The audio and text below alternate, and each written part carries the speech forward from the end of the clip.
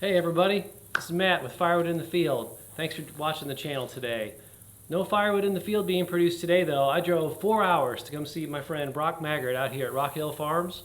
He's going to let me try out some of his equipment. He's got all kinds of log splitters and various things. I've really been thinking about adding a vertical splitter to my operation, so Brock, I want to thank you for the opportunity to come run this machine. Can you describe a little bit of it? Tell me a little bit about it?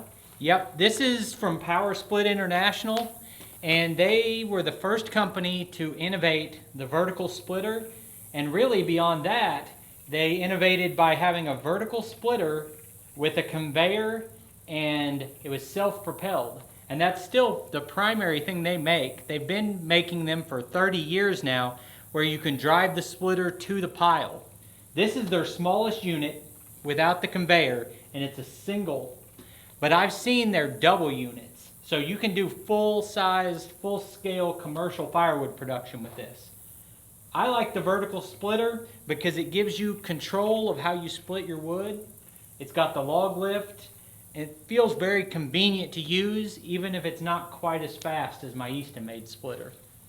So would you say that the vertical, gives you more options? Like if you want to make bundle wood, if you want to make, prime premium wood, or even you could do the boiler wood if you wanted as well, the big chunks. Yeah, absolutely. That's a big selling point. I've got the bundler. I haven't really got into that yet, but I've started testing with that.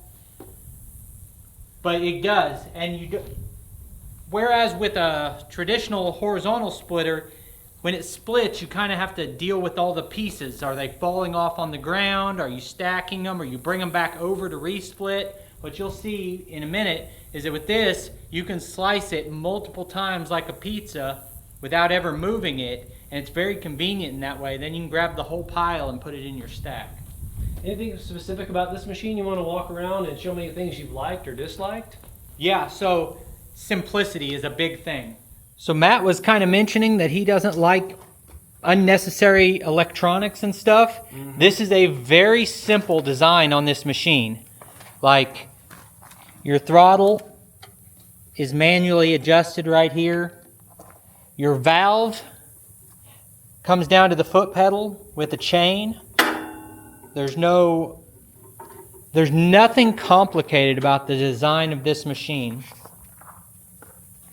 I was able to move it around by hand by myself for a little bit.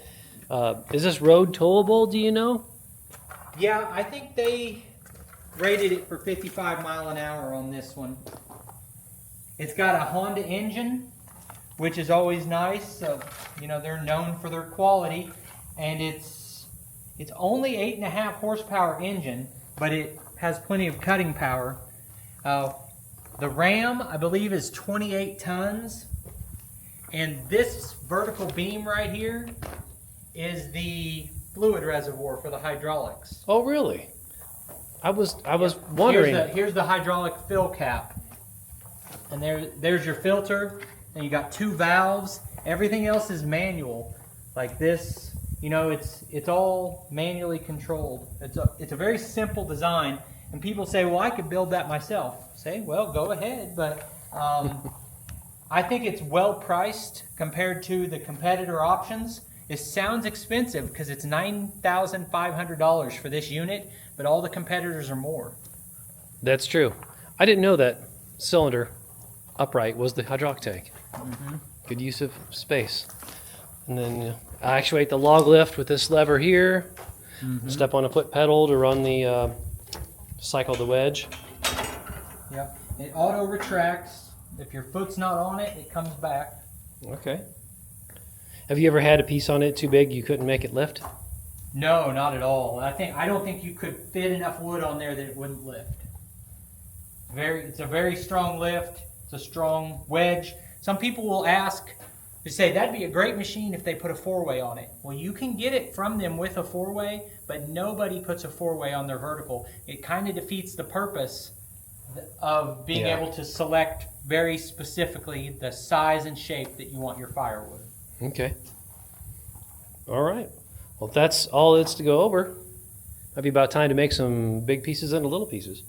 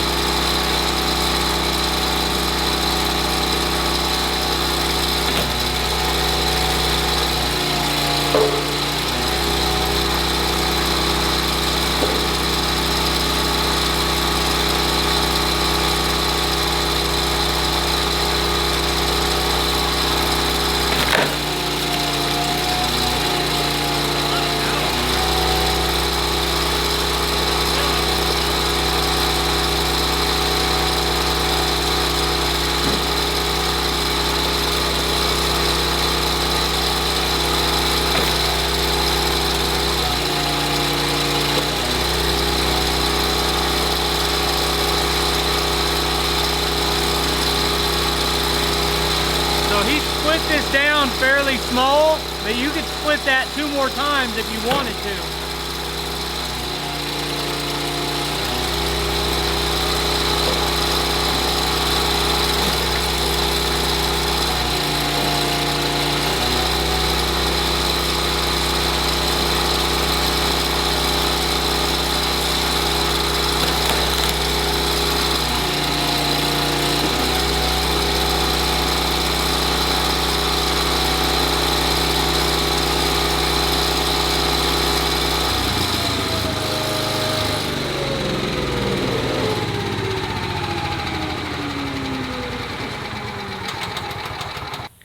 So he split this stuff pretty small, but if you wanted, you could split that 2 more times and get almost down to kindling. Yeah. And that's the other advantage to this type of splitter. I sell a lot of wood in bundles or bag form, and I like to do a mix, you know, for campfires, backyard fire pits. Plus, we heat our house with wood partially in a fireplace, and you know, sometimes a wife or kids might have to handle the firewood, bring it in the house. So I like to have an option with some smaller pieces. But I really like it. That's my first thoughts. First vertical splitter I've ever really ran, other than just a trial on a Wolfridge 17BS. This was much faster than I expected, and a whole lot more power than I expected. There was some knotty, twisty grain stuff in there, and it just blew right through it like it was nothing. Yeah, it's 5-second cycle time, which is lightning fast. I always brag about how fast the Eastimate Ultra is, but that's a 4-second cycle time. This is 5-second, and this has more power on the ram than that one does. And I actually think I like this wedge better. What little I've ran, the Wolfridge version, it's got that double wedge that bevels out to pop the wood apart, and that might be better if I'm just trying to mass produce, but I actually like this, give me more control. When it came down, it didn't want to bust the whole round way apart. I was able to hold things together. Now, the company told me that they've been selling these for over 30 years, and the first one they ever sold is still in operation from a commercial unit. It's heavy built. Yeah. I'm sure you'd have to make some small changes to it, over time repairs, but yeah. It's well built. The only negative everyone says is that the table should be higher, and when I walk up to it, I have that same feeling, like I wish this was taller.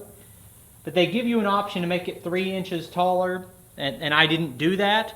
But also, I don't feel that awkward when I'm actually using it, because you don't have to be bent down and handling it. You're standing straight up, and it's just splitting right here. That was one of my first thoughts too. When I walked up, I thought, well, I'm 6'2", and this thing's barely above my knees. I'm going to be bent over. But you're right, I wasn't. I was holding the top of the log. Bent over a little bit, but I'm definitely going to have this company on my short list when the finances are right to upgrade my machine. Well, Brock, I really appreciate you letting me have the time to come up here and try out some of your equipment. Yep, I appreciate you coming. Everybody, that's going to be a wrap for today. I really appreciate you being here. Watch the channel. I appreciate it even more if you consider to hit that like and subscribe button. While you're at it, if by some miracle you don't already know Brock Maggard, go check out his channel and look at all his videos. But from Matt at Firewood in the Field, we'll see you next time.